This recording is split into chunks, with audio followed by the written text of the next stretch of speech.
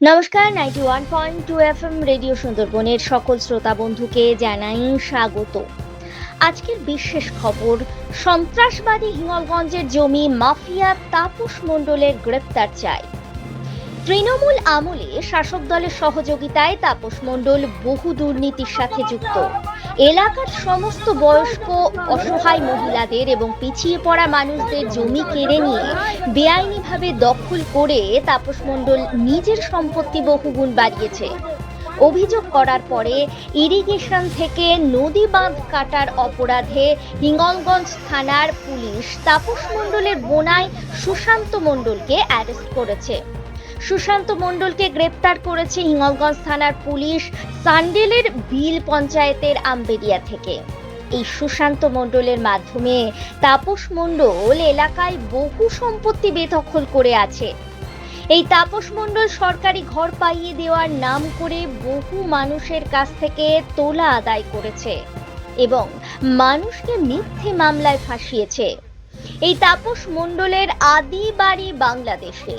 এই তাপস মণ্ডলের নামে 2021 সালের ভোট পরবর্তী সন্ত্রাসের বহু অভিযোগ থানায় জমা পড়েছে।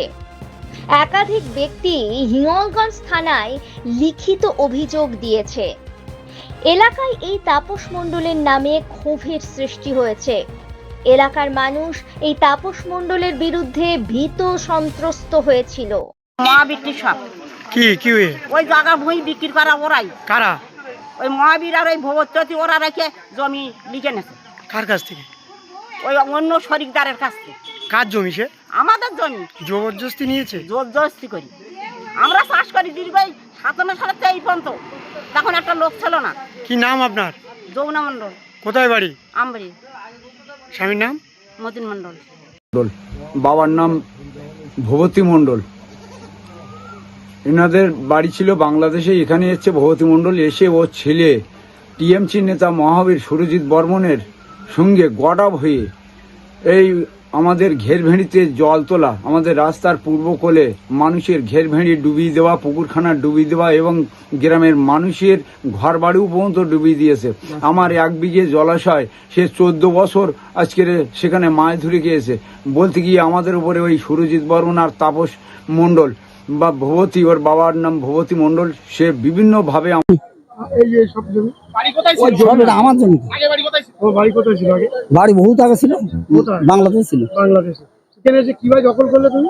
কি দখল করে টাকা দেখি না কেনা কার কাছ থেকে? যাগো যাগো জমিদারদের কাছ থেকে হেল্প করেছিল এখানে? হেল্প করবে কে আবার? হ্যাঁ? আমি এখানে আসলাম, এসে মাইনে খাটিয়ে পরপর চিনতে পারলাম দেশের লোক। আপনার ছেলে কোথায় থাকে? ছেলে 12 থাকে।